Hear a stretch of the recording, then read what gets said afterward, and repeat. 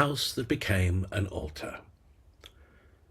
Statio ad Sancta Ioannem et Paulum, Friday after Ash Wednesday. On the Friday after Ash Wednesday, the Roman liturgy leads the Lenten pilgrim up the Caelian Hill to the basilica of St. John and Paul. The Missal records the station with its characteristic sobriety. Statio ad Sancta Ioannem et Paulum. The Church does not gather around a theme, but around a place, and around the memory of two men whose fidelity gave that place permanent meaning. The climb itself is instructive. The Caelian Hill is quieter than the Forum below, less triumphant than the Capitoline. It is a residential hill, marked in antiquity by houses and administrative buildings rather than by imperial spectacle. The station, then, is not at a grand apostolic shrine, but at a dwelling. Lent begins by drawing us into the domestic and the hidden, before it brings us to the monumental. Beneath the present basilica lie the Roman houses known today as the Case Romane del Cielo. Excavations have revealed a network of rooms dating from the early centuries of the empire. Frescoed walls, corridors, structural reinforcements added over time. The layers are visible. Earlier decorative schemes coexist with later modifications. The building evolved. It was adapted. It was repurposed. Tradition identifies this site as the residence of John and Paul, officers in the imperial household in the mid-4th century. They served within the structures of governance. They were not marginal figures, but men entrusted with responsibility near the centre of power. Their daily life would have been marked by order, discipline, and loyalty to the emperor. The decisive moment came under Julian the Apostate, whose brief reign attempted to revive pagan worship and marginalize Christianity within the public sphere. Compliance with state-sponsored religious observance was expected. For men in imperial service, refusal carried obvious consequences. John and Paul refused to sacrifice. According to ancient tradition, they were executed within their own home. Their martyrdom did not unfold in the arena, but within walls that had known ordinary conversation and daily routine.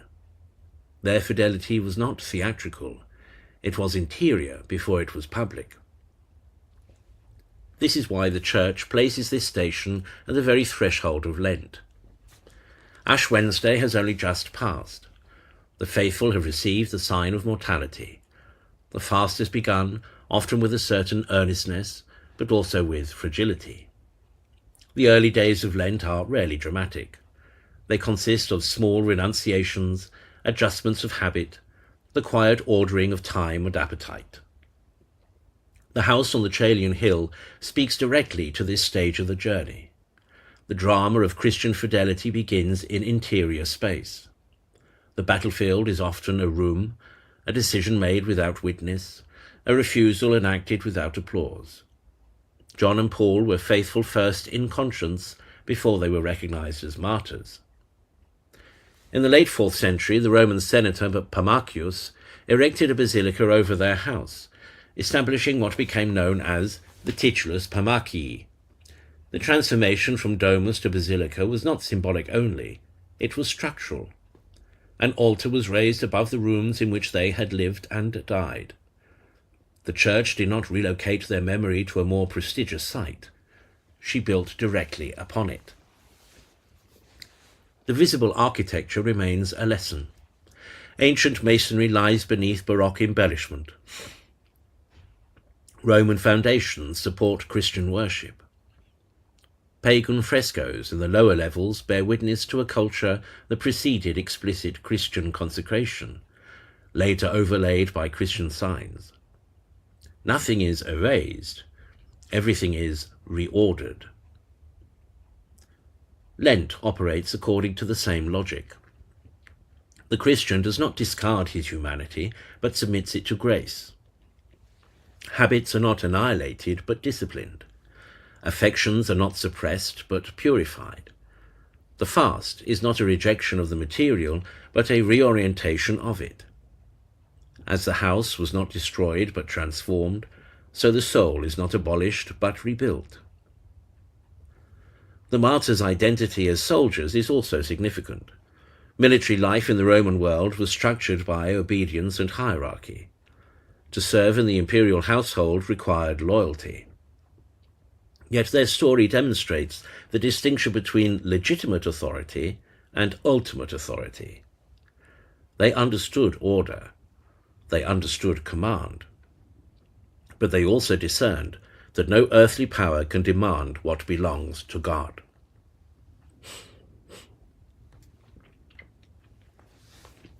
Early Lent frequently emphasizes obedience, healing, and right order. The station at St. John and Paul situates these themes in lived history. The question is not abstract.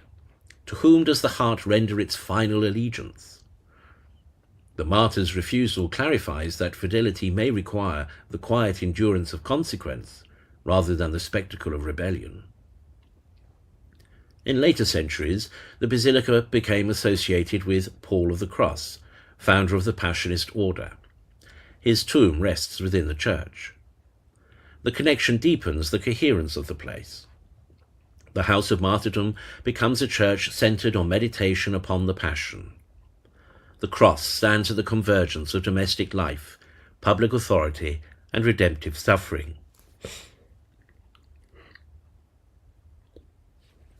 The Friday after Ash Wednesday already bears the shape of Good Friday in miniature. The faithful stand at the beginning of the fast, aware that the road leads toward Calvary.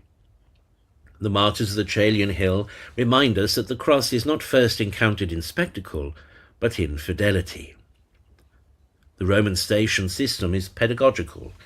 It places the faithful within sacred geography, so that history and liturgy illuminate one another. On this first Friday in Lent, the Church does not yet bring us to the tombs of Peter and Paul. She brings us to a house where two men chose obedience to Christ over compliance with imperial demand. The climb to the basilica situates Lent within the city and within the soul. Beneath the altar lie the stones of domestic life. Above them is offered the sacrifice of the Mass. Between these levels lies the pattern of Christian existence. What is ordinary may become sacred when surrendered to Christ.